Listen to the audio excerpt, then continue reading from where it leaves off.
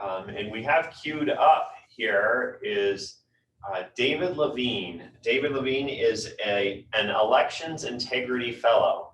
Little did he know that that was going to become a buzzword when he took on that title, but it has now taken on a whole new life of its own. At the Alliance for Securing Democracy, it's a think tank that's working on election security and integrity issues, and as David will share here in a little bit.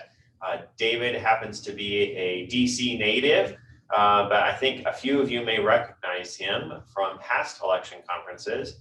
David did a stint as the elections director in Ada County, and so he has ties and knows the systems and how we vote here in Idaho and is very familiar with what we have going on here. He's also worked on elections in the city of Richmond, Virginia as a deputy director, as well as for the Washington, D.C. Elections Board. He's traveled around the country and been very involved in elections and elections issues. It's why he's taken on this fellowship, and it's because of his passion. And anybody who's spent time talking to David knows he can recite more names and more things about elections and the elections community than anybody I know. He definitely knows NOAA that we heard from yesterday well.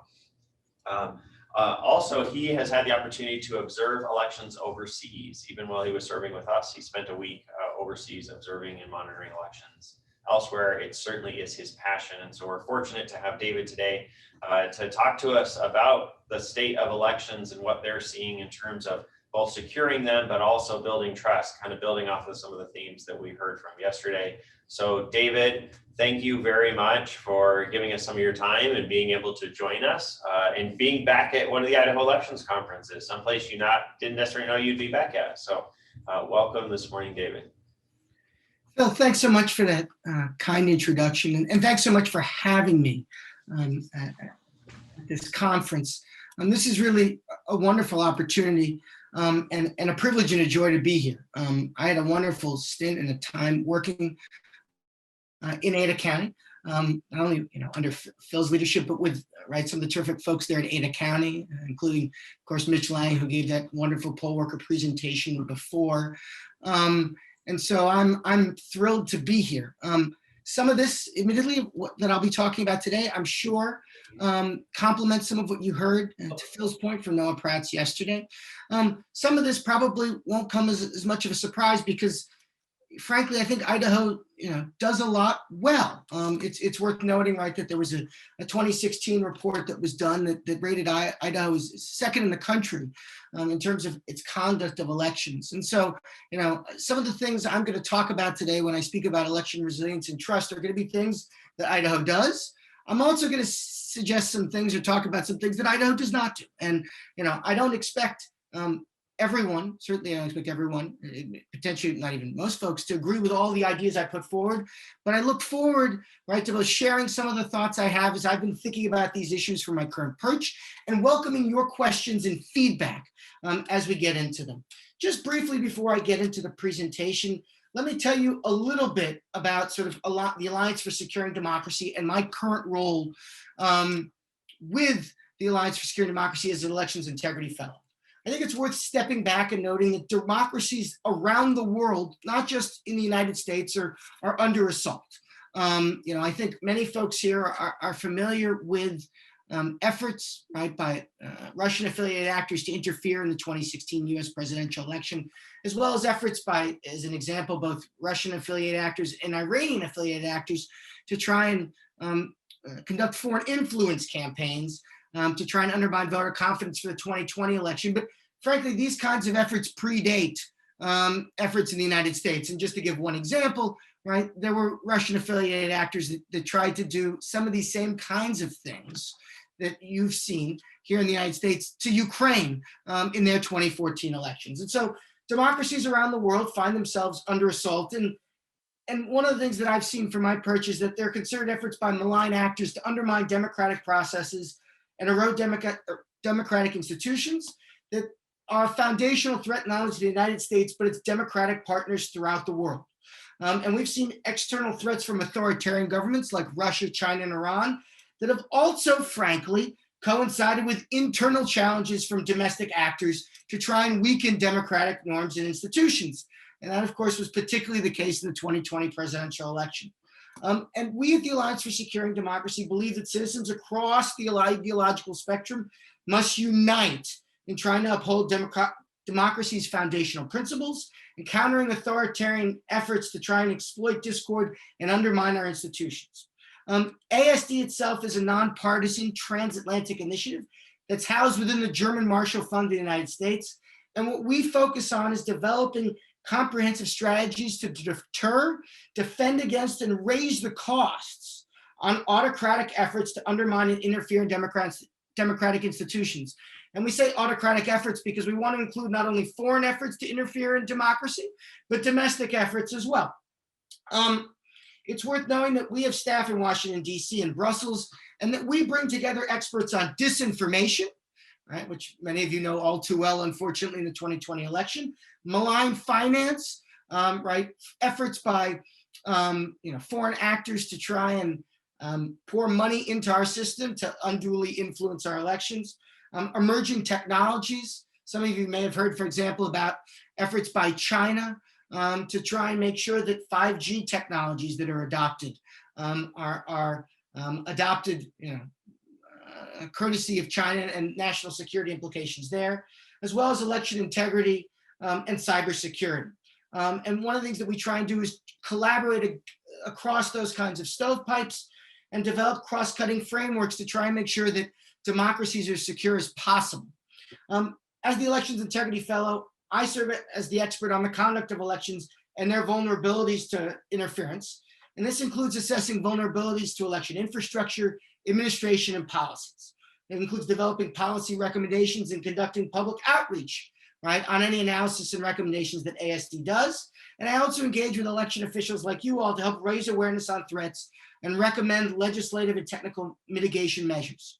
And of course, before serving as ASD's Elections Integrity Fellow, to Phil's point, I previously served in a range of positions administering and observing elections, most recently as the Ada County, Idaho Elections Director. One of the things I think that's really important to sort of start out about is that the topic of election resilience and trust is near and dear to me, and frankly, very likely to many of you as well. To be real blunt, the deadly events of January 6th made it abundantly clear that there's a severe crisis of trust in American democracy, right? And what we saw was that the thousands of rioters who stormed the Capitol building and disrupted the congressional certification of the election had their anger stoked by repeated unproven claims about the 2020 presidential election. 5 people, of course, died in the insurrection, including 2 police officers. And despite no evidence, right, of major successful attacks on election infrastructure or voter fraud on a scale that could change the outcome of the election, we find even up to till today that confidence in the 2020 presidential election results is sharply divided. And this division is not only, frankly, limited to the 2020 election, it's seeping into and impacting, for example, some of the legislation that we've seen that's being adopted across the United States. A healthy democracy depends on widespread trust in its electoral systems. And frankly, following the 2020 presidential election, one major task, right, for leaders across the country, including folks like you all, is to understand why so many Americans refuse to accept the results of the election and to try and take steps to bolster trust in democracy. Now, one of the things we know is after years of foreign and domestic attacks intended to sow distrust in democracy, we know that rebuilding trust will be neither fast nor easy.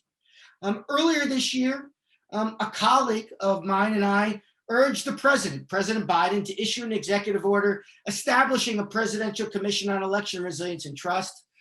We called for that because we thought that such a commission could help identify best practices and make recommendations to ensure that more Americans believe that our elections are legitimate. Frankly, in 2013, President Obama adopted a presidential commission on election administration, which produced recommendations that were widely adopted. Those, of course, recommendations were targeted a bit more toward election access and dealt with things like expanding early voting, cleaning up voter rolls, and allowing for no excuse absentee voting. And we think that that commission, though, could serve as a blueprint for the commission that we propose, albeit our commission is more about restoring trust. And so, we thought when we wrote the commission, or we proposed it, that it could present a series of recommendations for election officials, lawmakers, members of the media, civil civic leaders, social media platforms aimed at improving U.S. election administration and voter confidence. And I think one of the things that's really worth noting is that a number of these ideas, frankly, we'd be talking about would be about adopting best practices that exist in many states, but trying to make sure that we're raising them up so that they might be more widely adopted elsewhere. And so, this commission would have looked at three things. And it hasn't been adopted yet, but we're still hopeful. One is best practices for bolstering trust in election. And that, frankly, can include, in some cases, more widespread adoption of post-election audits, which can increase voter confidence in election outcomes regardless of who votes. It would also look at best practices for countering false information from foreign and domestic actors that undermine confidence in election integrity, and how and whether to make permanent some of the administrative and policy changes that state and local election officials made in response to the coronavirus pandemic. And of course, here in Idaho, right, about that all too well after the special session that was called this past August. I think, and so I think this is a really, really important time and a critical moment here in our democracy. And as I mentioned, while many of the responses following along the 2020 election have been along partisan lines, I still believe in my heart of hearts that there can be good nonpartisan reforms that can be adopted, such as the pre-processing of absentee ballots prior to election day that can help tackle the challenges we face and build on the successes of the 2020 presidential election. And I think that can particularly be done if election administrators are adequately consulted as part of the legislative process. Now, some of you may be thinking that, David, gosh, that sounds a bit naive. And I'm willing to acknowledge that we've seen a number of pieces of election legislation that have been adopted across the country that didn't have adequate input, but I still hold out hope. One, because I'm a glass half full kind of guy, but two, because we've seen instances of this kind of thing. And the one that comes to mind for me, right, is what we saw, for example, in Kentucky, right, where we saw a bipartisan effort, right, that was put forward that included election officials that had the effect of taking measures to both ensure the integrity of the elections while, frankly, expanding voter access, right? We saw an expansion of early voting. And as Republican Secretary of State Michael Adams, the Democratic governor of Kentucky, pointed out, that number one provides more access, right, for election officials. But of course, as some folks here know very well, it helps deal with the congestion on election day and spread it out. And number three, of course, it's better for election security. And we'll touch more on that as I go forward. So what I'm going to go through now, right, are some additional ideas that I think in many cases other states and localities have introduced, and others could, of course, introduce to boost, election trust and resilience. And some of these, again, have been adopted. Right here in the great state of Idaho. Others, of course, have not, but I think, what these are an attempt by me to sort of introduce some ideas that I think in some cases might be able to be adopted unilaterally by local election officials. I think in other cases, they're the kinds of things that frankly are going to involve greater collaboration, but I raise them because I think they're important enough to help ensure that there's greater trust in subsequent elections that we conduct. Number one, I think it's really important to use, right, ballot tracking systems. Admittedly, when I was with Ada County, I left at a time when we were sort of beginning to sort of bring this on board. I know, of course, there's now been much more that's been done both in Idaho and elsewhere. But the truth remains that with mail-in voting becoming increasingly popular, particularly in response to the pandemic, right, and concerns that voters might have about their ballots being misplaced or delivered late, right? One way to, I think, try and assuage, right, or lessen concerns people may have about absentee voting is by having ballot tracking. And I think, one of the things that's really important, of course, is that, one piece of this can be making sure that, voters have the ability to go and see when ballots have been sent out to them, right? When ballots have been received, and of course, when ballots have been accepted.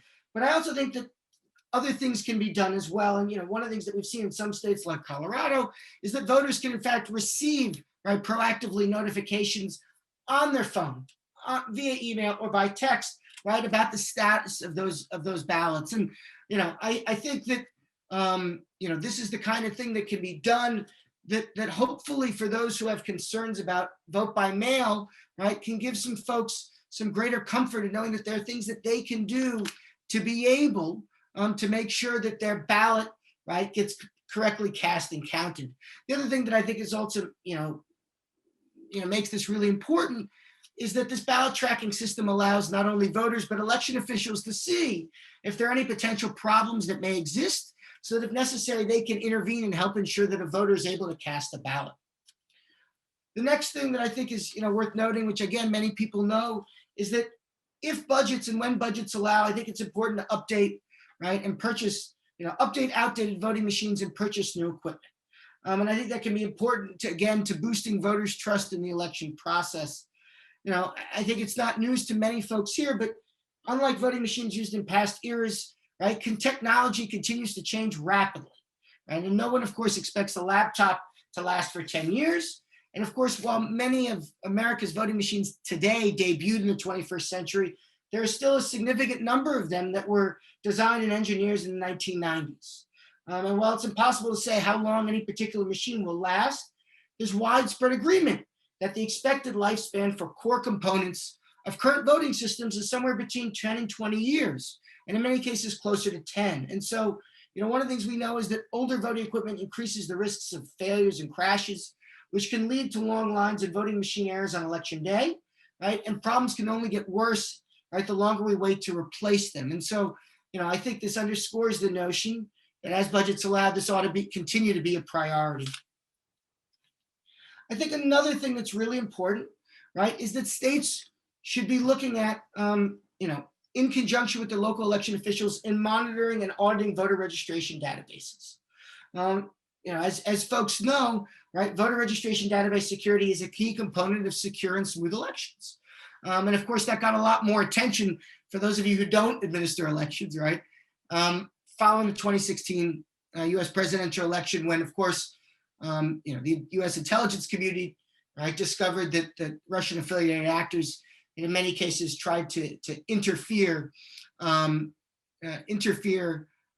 into, right, voter registration databases in as many as potentially all 50 states. We know that voter registration database data is used to verify voter eligibility at the polls on election day or early voting locations prior to election day. We know that they're used, often the voter registration databases are used to communicate with voters in a given jurisdiction, such as to notify them when they're in, where their in-person precinct is located, or to mail them an application for an absentee ballot. And we know that voter registration databases take on even more importance when there's a greater reliance on vote by mail. And of course, that was something that was seen not only, or experienced not only in Idaho, but frankly across the country. And so, I think the critical nature of voter registration databases raises the importance of critically or constantly monitoring these databases for accuracy and to detect changes to the databases, either due to mistakes, right, or potential malicious activity that could interfere with the ability of a voter to cast a ballot, right? And just as ballots can be audited, so can voter registration databases. I welcome feedback from others on this, but I'm aware of at least two major examples of such sort of monitoring and auditing and monitoring that exist. The first is something called Vote Shield, right, which is an online web application which uses some basic statistics, machine learning, and data visualization to analyze changes in local voter databases and flag unusual activity. Right, this first came into being in the state of Iowa, the Republican Secretary of State Paul Pate, but it's frankly expanded, I think, upwards of 20 states now. And I think one of the things that's really helpful about it is that they're able to flag data or changes in voter registration activity that might deviate from maybe similar elections cast in previous years. And taking that data and working closely with election officials, right? Election officials can then be able to help use that data to determine if, right, those discrepancies may be, the function of something that's completely innocuous, such as changes in election law, or if they may be the kind of thing that necessitates a greater look, right, or greater investigation on the end of election officials. The second, method that I'm aware of is a collaboration that existed between researchers at Caltech and an election director in Orange County, California, right, Republican Neil Kelly, in which sort of the Caltech team developed a series of techniques to monitor changes in the Orange County voter file and produce a series of reports back to the county based on implementing those techniques.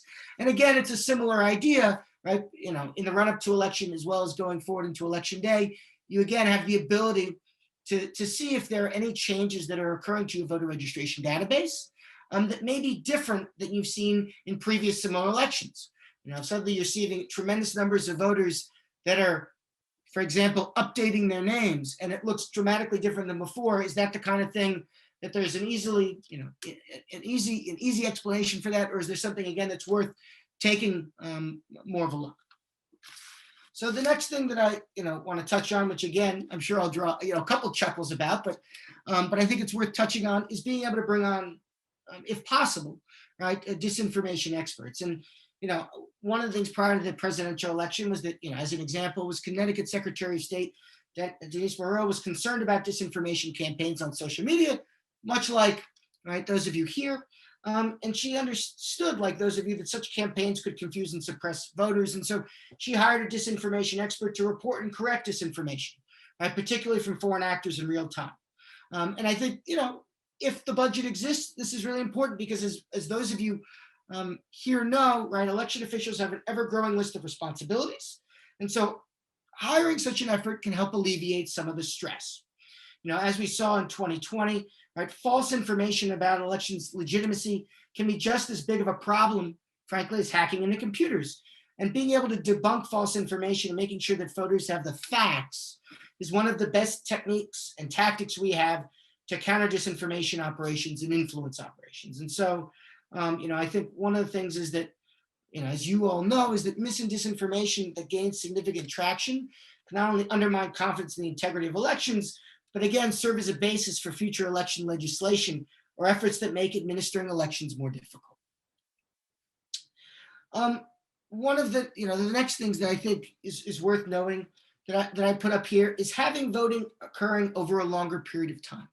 Now, at least last I was there in Idaho, my understanding was that in some respects, this was a decision that was left up, right, to the individual jurisdiction. For example, on early voting, and someone can correct me if I got this wrong, if you wanted to take on early voting, you had to be willing to do it for at least 2 weeks.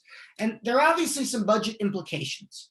But I think one of the things that's really important to know is that for a long time, people thought about voting over a long period of time solely as an issue of election access. And I think, one of the things that the 2020 election has helped to demystify, though many of you probably are news already, is that having voting occurring over a long period of time isn't just good for accessibility because it gives more people an opportunity, right, to vote at different times. And because that's really helpful because oftentimes, having voting limited to an 8 or 12 hour time frame isn't indicative of how most voters live, but it's also helpful for election administration as well as election security. I mean, I can say firsthand when I was the Ada County Elections Director, right, and I know this can attest to this, that, by having early voting and more opportunities to vote before election day, that mitigated some of the congestion and the issues that existed. Election day can be busy enough as is, as those of you know, but when you have opportunities, whether it's opportunities for voters to vote through the mail, opportunities for voters to vote at in-person early voting locations, opportunities for voters to vote at a mobile voting location, or opportunities for voters to vote at drop boxes, right? What you end up doing is you end up spreading out that congestion, and it makes it a little easier, right, to be able to handle, right, the election day activities. And that's not just, by the way, important for election officials. It's also important for those that are helping support election officials. Secretary of State from Kentucky, Michael Adams, pointed out recently that he received feedback from police that indicated that it was easier to monitor and deal with various threats to an election when, in fact, the election procedure was spread out over a period of time. And this was after, of course, the police had the opportunity to see Kentucky, right, do early voting over a period of 3 weeks, right, during the 2020 election when we had the pandemic. I think the other thing that's, really important to note is, of course, also the issue with regard to security. I think one of the things that I think happens is that when you have a longer period of time, right, for voting, right, the impact and stress on election systems is spread out, and there are more opportunities to discover and resolve those issues. For example, after overwhelmed electronic poll book systems drastically slowed early voting during the start of it in Georgia, the Secretary of State's office worked with the vendor to resolve the issue by the third day of early voting. And record-setting early voting, right, meant that challenges that might have otherwise appeared for the first time on election day were detected earlier when there was still time to fix them before most voters had cast their ballots, right? And the result in states like Georgia was that when voters showed up on election day, they experienced shorter wait times than they had in previous elections. And this was, not only the kind of thing, right, that was uttered by folks at the state and local election level, but also by folks at the Department of Homeland Security, right, who touched on this as well. The next thing that I'll briefly talk on here is I think it's also important, again, to have a variety of secure voting methods. And I think part of that, one of the things I think that's really important about it is that once COVID-19 was declared a pandemic, it quickly became clear to many election officials that it would be necessary to alter voting procedures and in many cases expand voting options to protect the public health of voters and election workers. And so, for me, I think the increased variety in voting methods meant that, in many states, including, Idaho, election officials were handling smaller groups of voters and ballots at once than they were in past elections. And again, that meant if an issue that occurred with one of these many voting methods occurred, those reduced crowds made it easier to diagnose and solve the problem and get voters voting again.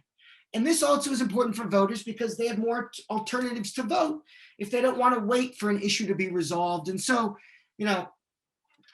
I'm certainly hopeful that because of the pandemic, there can be more opportunities or different methods of voting that voters can have, because again, I think that eases the burden not only for those who vote, right, but those who administer elections and those who help ensure their security.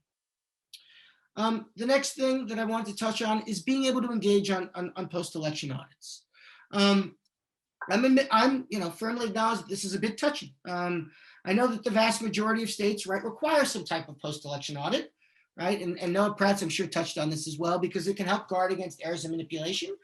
But even among the states that don't require them, like such as New Hampshire, right? Some are studying audits and conducting test audits to understand how they might work for future elections. And practicing audits, by the way, isn't just for states that don't yet require them, right? For example, Colorado, a state that I think many of you know is well known for audits, allows a practice period of 20 days before each election when counties can practice the audit, right? And I think, what this means for me, honestly, is that trying to have a comprehensive system of post-election audits of processes and outcomes is optimal. And ideally, having such a system that's as transparent as possible, with as much observation by the public as is feasible, is really important. And I'm going to go at it a little differently. I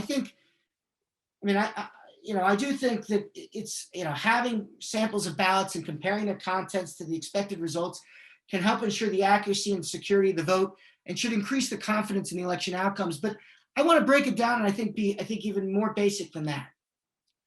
We know that counting lots of ballots, right, by humans can lead to, right, can be extremely time consuming and costly and susceptible to error or deliberate miscounting.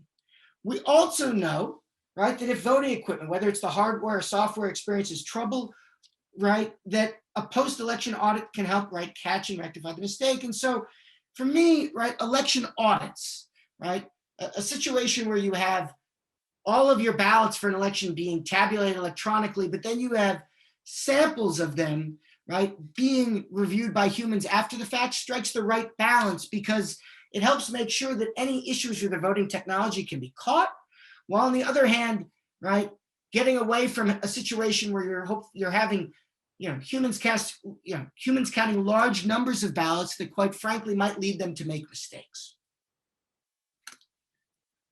Another thing that I think is really important, and again, I know Idaho is familiar with, is being able to host live streams of ballot counting.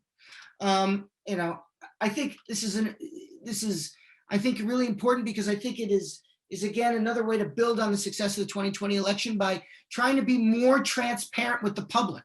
Now, I do think that live streams of ballot counting can be a magnet for misinformation if certain precautions are taken, and so I think it's important, on those video feeds to try and make sure that the date and time and location of what's occurring is there. And of course, you need to make sure that you have the costs to be able to cover that. But I do think they provide another opportunity, in addition to having a paper-based voting system and to having post-election audits, to try and show people, right, that in fact there is nothing, right, there is nothing to be concerned about. And live streams of ballot counting, of course, is something that I know when I was with Ada County was done, and of course, are done in a whole host of other places right across the United States. Being transparent about errors, I think, is important. In my experience, whether it was Washington, D.C., or Richmond, or in Boise, right, errors happen, and they're made, right, big and small, right, in every election, all across the country. And I think, whether that's having occasional a mailer that's sent out with incorrect information, or occasional instances of sort of voter fraud, right? I know, if I understand it correctly, out of the nearly 900,000 ballots that were cast in the 2020 election in Idaho, I think the Secretary of State has investigated perhaps 30 instances of voter fraud and may prosecute 3 or 4 cases. I think proactively sharing that information, right, is important, because I think it helps provide context and gives people a sense, right, that that in fact the elections are above board. I think it's also important because it helps people distinguish between, right, perception and reality. And so I think it's really important. You may have to administer elections and be making changes at times, frankly, in response, right, to people's perceptions. But you want to hopefully you want to administer elections in a way that's reality driven. And so, I think one of the examples I think that's really important in Idaho that, is worth noting is, I think there are plenty of people, for example, that are supportive of universal voter ID. And I certainly understand that. But I think you also would know, talking, I think, to many Idaho election officials, including yourselves, that, having the exception that Mitch showed, right, about that affidavit hasn't led to big problems with Idaho elections. So, it's not again, I think in some respects that's sort of, I think a much to do about nothing.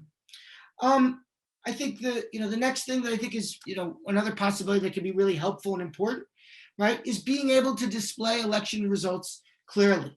One of the things I think that was really helpful in Ada County was having that interactive election results dashboard, right, that displays maps of each precinct with bar graphs for each candidate. And the selected contest is now the sort of thing expected by voters. And of course, right, Idaho, as well as many other places, has made real strides. But the bottom line is voters no longer have to search through, or should have to search through, rows and rows of spreadsheets in order to find accurate results. And the robustness of that data can assure voters that their votes were counted in a meaningful way. Just to go through a couple of others, you want to make sure that you have paper backups in case your election technologies go down, right? And that's for a few different things. It's number one, and Idaho's really good about this as opposed to some other places, right? But it's having paper-based, right, voting systems so that if in fact the voting system goes down, people can continue to vote on paper. But it's also, for example, if you've got electronic poll book issues, right? For example, there'd be a cyber attack on the voter registration database, right, that might prevent poll workers from knowing whether voters are eligible. It's helpful to have things like backup paper poll books, as well as making sure you've got an adequate supply of same-day registration materials. The next thing I think that's really helpful, and I touched on this at the beginning, is being able to process absentee ballots as early as possible. One of the things that, I see, in my work is that actors like Russia not only try and, often try and fill information voids, right, to put forth or amplify disinformation to undermine voter confidence. And one opportunity for that in the US election context is the period of time between when the voting ends and when the results come out. And so, one of the things that can be done to help mitigate that challenge is being able to process absentee ballots as early as possible. Certainly Idaho's ability to do that, I think was from where I sat really helpful, right, for the November election. I think that, as a general matter, jurisdictions ought to be able to have at least 7 days to be able to process absentee ballots ahead of time, so that they can, be in a position as close as possible after election night to be able to give folks, right, the results, so that folks can have confidence, the public can have confidence in the integrity of the election results, and that any of those trying to sort of foment chaos or confusion or discord, those kinds of things are likely to be mitigated. Next thing real quick, and I know we're almost out of time, so I just want to cut through a few others. I think writing post-election after action reports can be really helpful about what can be improved. For those of you that might be interested in what one might look like, one example could be what Ottawa County, Michigan just recently put out with County Clerk Justin Roebuck. I think, often many of you following election day, are looking at what went well and what could be improved. And I think you can oftentimes take that kind of stuff and, share that with the public. And I think, that's really important. I think it's important to tell people that the 2020 election was legitimate, right? And it's important to be able to make the case and so that people have confidence in the process. But I also think it's important, the same token, to be able to acknowledge, like Ottawa County, for example, did, right? Where you did pretty well, but you need to improve. And I think one of the things that's really important is that, transparency is critical, but to be truly accountable, you want an honest assessment that acknowledges mistakes and shows a record of improvement in areas so that voters can see that kind of progress over time, right? Whether it's being able to help ensure voter access, whether it's being able, right, to secure your election processes, or whether it's being able to communicate information with voters. Just a quick few other things that I sort of have here, right? Obviously having a .gov domain is really important. Ideally, right, all state and local government websites should be transitioned to .gov web addresses. And for those of you that haven't, basically this improves the security of many websites and provides a basic protection against disinformation. I'm certainly hopeful that, the federal government, can step in at some point, because there's a cost that's associated. And I know that, the last thing we want is state and local election officials to be dealing with, right, or trying to do things for which they don't have the money to do. I also think it's important to secure verified status for official accounts on social media platforms. Twitter's blue check mark can be a strong signal to many that, right, it's an authoritative source of information. And so I think it's important to verify the social media accounts of election officials. Assessing what services you need, to ensure the security of your election systems is important. I know Noah Pratt's touched on that. I think it's, really important, to note that, right, there are obviously over 8,000 local, election offices in the United States.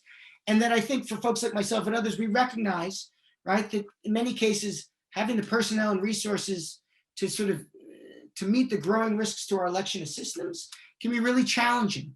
And so I think it's really important, that whether or not you're, thinking about, when you're thinking about what risks may exist, that, hopefully others are reaching out to you, right, including other local election officials in the state and others. But I think it's also important and, I think really useful to be able to reach out, right, to others, whether it's in government, right, or in civil society, to try and get a sense for, right, what risks you may have and what things you might be able to do to try and make sure you're as secure as possible. The next thing, which is admittedly, some of you may think is a little far afield, but I think is really important, is I think it's important to try and push Congress to make a long-term commitment to funding election security. The bottom line is that elections were already hard enough to sort of fund for state and local election officials when you didn't have the threat of foreign interference. And as sort of the recent, NAS resolution, the National Association of Secretary of States pointed out, it's going to be extremely hard. It's extremely hard to fund your election if you're not getting ongoing funding from the federal government to help deal with that threat of foreign interference. And so, I think it's incumbent on state, local election officials, civil society, folks like myself, the media and others to be pushing for this, right? So that, local election officials aren't trying to deal with the threat of, foreign interference from nation state governments by themselves. And then the last thing I'll leave, which I think in some ways, or one of the last things, which is probably the most controversial piece here, and again, I welcome the feedback, is that I would push lawmakers to allow for private funding of elections until the government will promise to foot the bill. I completely agree with the notion that there ought to be greater regulation of private funding, right, of elections, and that was missing in 2020. But many of you, including some jurisdictions in Idaho, frankly benefited, right, from private funding that was provided. And I think if governments can't ensure that there's enough money to fund elections, then I think we ought to be thinking about what mechanisms exist, right, to ensure that such funding could be available if in fact government can't do its part to run elections. And I've, talking to election officials across the country, I've seen how private funding was used to hire poll workers, buy PPE, get additional security cameras to be more secure and transparent about your processes, right? Buy additional equipment to process absentee ballots. And so I think it's a tricky issue, but again, I think something that, I obviously would prefer that we don't need private funding to help conduct elections. I think elections are a public good, right? But if there isn't the promising commitment to fund them, I think having that as a possibility needs to exist. And then finally, and this is sort of noted and others have talked about this, I think taking part in regular election administration and cybersecurity training is really important. I benefited from having conferences like this one here in Idaho, as well as election training from entities like CIRA. And this isn't just, important and noted by election officials. It's also noted by folks, including those at the federal government. There was a recent bipartisan bill that was introduced, right, by Senators Collins from Maine, a Republican, and Klobuchar from Minnesota, that would reimburse a substantial amount of election administration and cyber training for state and local election officials, in part because they recognize just how complicated the jobs for folks like you have become. And so I'm sorry that I got close to the 1 o'clock hour, but those are some of my thoughts and ideas. I take any questions you have.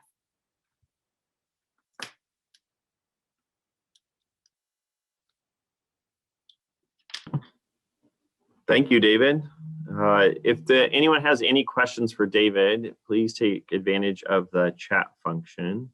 And thanks for trying to pack so much into such a short period of time. I think you ran the full gamut in that 45 minutes in terms of issues that we're facing, things that we're seeing. I appreciate you taking the time to go through all that. I think what's tough, and you kind of acknowledged it in a couple of points, is just how many things are being thrown at election officials. I know from having had budget conversations with you, David, the idea of any of us hiring someone to be our disinformation person seems like a joke, but it just shows some of the challenges, right? We're all working on limited funds and trying to maximize them with, as it gets more complicated with new equipment, new standards, new expectations all the time. It's definitely a major challenge that we're all feeling. Yeah, no, and I think that's a really important point, Phil. Part of the reason I frankly gave you some ideas, in some cases that are all out there, and in part, ideas that in some cases are, far-reaching, is in some cases I've seen, right, folks like you, right, be far-reaching yourselves. I mean, one example of that, right, is mobile voting. Mobile voting, right, is a tremendous way to help, right, offset some of the congestion elections. And they're an increasing number, but still relatively few jurisdictions that offer something like that. And unfortunately, we've seen some states that have actually gone the other direction, like Georgia with adoption of its recent election legislation. But, part of this, I think that's, really important for me is to put ideas out there. And then obviously, if you guys have questions, right, is to obviously talk amongst each other, or feel free to reach out to me and think about, how to go about it, right? I mean, election audits, right, are tough nut to crack, and they're an important one. And, obviously a lot of talk has been, for example, around risk limiting audits. And there are reasons why risk limiting audits, right, have certain merits. But for one, anybody who's doing risk limiting audits didn't just immediately go from 0 to 60 there, right? There were a number of intermediary steps that were taken, right? And there can be ways to go about doing some of these things that, again, bring election officials in, that are done in an incremental manner that can assuage the concerns both of election administrators and the public at large. Yeah, well, I hope, I think you gave some examples, our state, that we're taking away at those things. This conference being a good example of trying to make sure we have uniform information going out and providing the training and the tools, and then chipping away at some of those other issues as we continue to evolve with the rest of the country on this elections front. So thank you for the work that you're doing. And all the advocacy that you're doing on behalf of election officials. I know regardless of what our opinions are on different issues, there's groups like yours that are advocating for the integrity of the process and making sure that election administrators have the tools they need to be successful. Thanks, Phil. I appreciate it.